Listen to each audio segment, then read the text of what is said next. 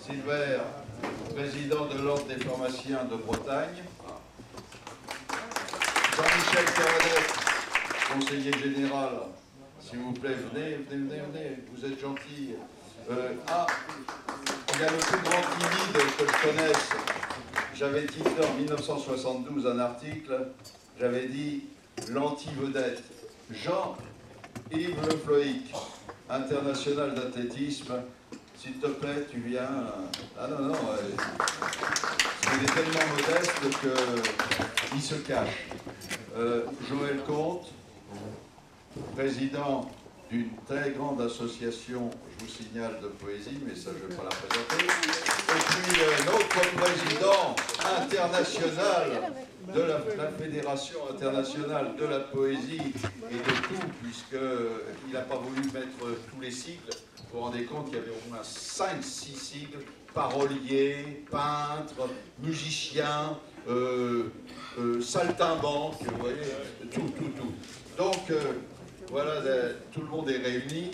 Je vais passer la parole d'abord à notre ami, monsieur le maire, pour nous dire un petit mot sur la commune, s'il vous plaît, parce que hier, j'ai des amis qui m'ont dit « Oh, monsieur Bruno n'a absolument rien dit sur la commune et on s'est perdu dans cette ville.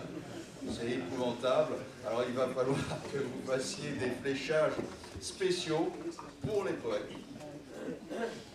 Écoutez, alors je suis désolé, hein, mais bon, ça fera partie peut-être du prochain budget, parce que c'est vrai qu'on n'a pas forcément pensé à un fléchage spécial poète. Alors, simplement, bon, pour ceux qui ne connaissent pas Carnac, je pense que, enfin, j'ai eu le sentiment que beaucoup connaissaient quand même un peu notre région. Bon, Carnac, c'est un peu le golfe aussi du Morbihan, c'est la baie de Quiberon. Tout ça, c'est un ensemble qui fait partie quand même, alors je dirais, au niveau associatif, des plus belles baies du monde. Alors, je ne sais pas si vous en avez entendu parler, mais il y a une association des plus belles baies du monde, dont la baie de Quiberon fait partie, et donc forcément Carnac et toutes les communes qui sont autour de la baie de Quiberon. Le golfe du Morbihan, bon, là aussi, c'est quand même sur le plan, je dirais, scientifique, un endroit exceptionnel, parce qu'on parle beaucoup des aliments de Carnac, mais il faut savoir que le prochain projet de reconnaissance patrimoine mondial de l'UNESCO qui sera porté dans les années qui viennent intégrera non seulement les aliments de Carnac, mais aussi des aliments qui sont situés entre Étel, la rivière d'Étel, qui est un petit peu au nord d'ici, et l'ensemble des sites qui sont autour du golfe du Morbihan. Donc c'est pour tout ça pour vous dire la richesse du patrimoine de l'ensemble du golfe du Morbihan et des alentours de Carnac. Alors Carnac, c'est surtout une ville, comme chacun peut le constater à l'heure actuelle, et pour ceux qui resteront encore plus la semaine prochaine, et c'est une commune qui, en hiver, bon an, mal an, tourne entre 4500 et 5000 habitants. Par contre, quand arrivent les week-ends, à partir du mois de mars au mois d'avril, on est des week-ends où on est 15 à 20 000. Et là, on va rentrer dans une période où on est plus de 50 000. Donc, tout ça pour vous dire que c'est pas toujours facile à gérer et que ça nécessite au niveau du personnel, que ce soit personnel communal, entretien, personnel sécurité, parce qu'effectivement, on a des renforts aussi de gendarmerie et de police municipale. Voilà. Donc c'est vrai que ça fait partie des communes touristiques pas toujours faciles à gérer de ce point de vue-là, compte tenu un peu des fluctuations de population très, très importantes.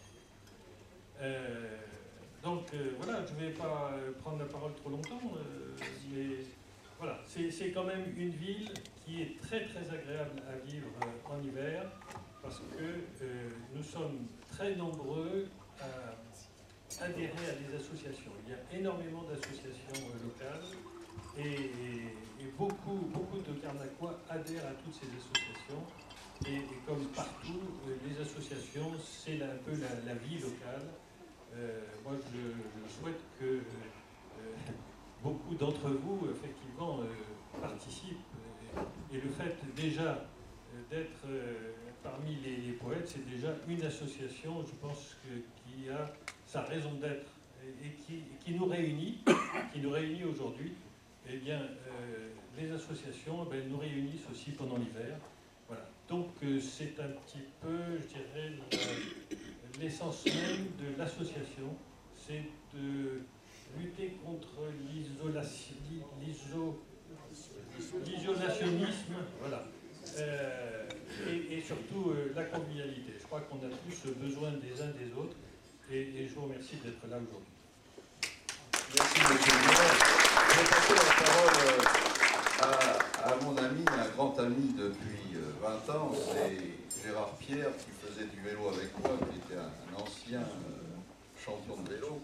Et je lui ai toujours demandé des services. Vous savez, pour certains anciens, vous étiez venu pour les poètes, au temps de Jean Grassin, et ensuite, je lui avais demandé, par exemple, la salle. On avait été au pot pour, comment dirais-je, dîner ou déjeuner, etc.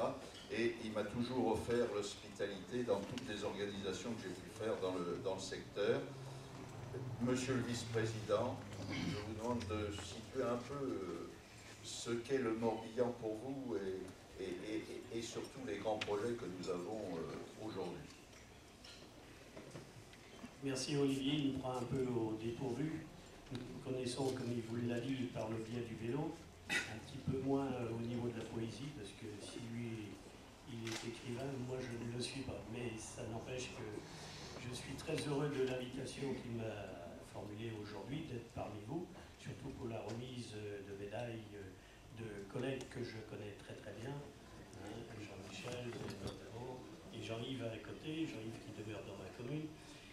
Au niveau du département, eh bien, chacun sait que la culture est quelque chose que l'on soutient de manière importante. Et ce n'est pas Jean-Michel Caradec qui me contredira, puisqu'il a été lui-même, en son temps, président de la commission